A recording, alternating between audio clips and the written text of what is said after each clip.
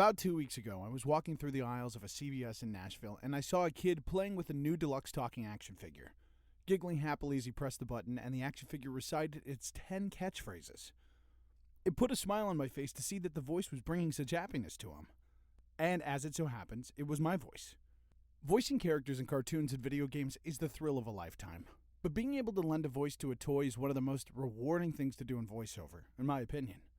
Your voice and performance plays a small yet crucial part in sparking imagination and play for kids. In fact, some of my happiest childhood memories involved going over to my best friend Justin's house with a box of action figures. At the time, technology wasn't quite where it is now, and everything wasn't electronic. So we would provide the voices and sound effects ourselves. Come to think of it, those hours spent in the living room setting up and knocking down X-Men action figures might have been some of my first acting experiences. Now more than ever, consumer products drive every corner of the voiceover industry, but it also shines a light on one of the most delightful byproducts of this type of VO work: happiness.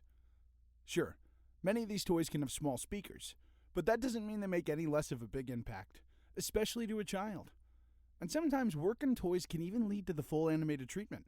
So many characters began life in a collectible box before making it to the big time on television.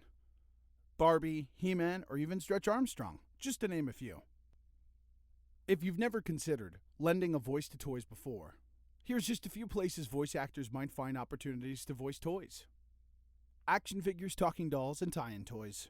Yes, with giant blockbuster movies come giant playsets, stuffed plushies, and even fast food toys.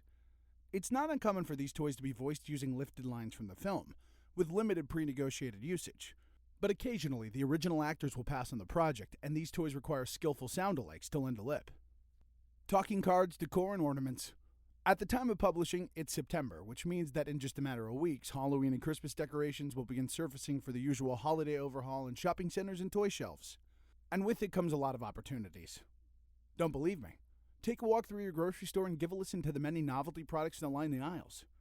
Hey, I once auditioned to voice a pumpkin shaped like a toilet. You can't make this up. This particular realm of toy voices can be rewarding as a talking ornament or holiday keepsake becomes a sentimental memory or even the cornerstone of a new holiday tradition. You better watch out, Elf on the Shelf.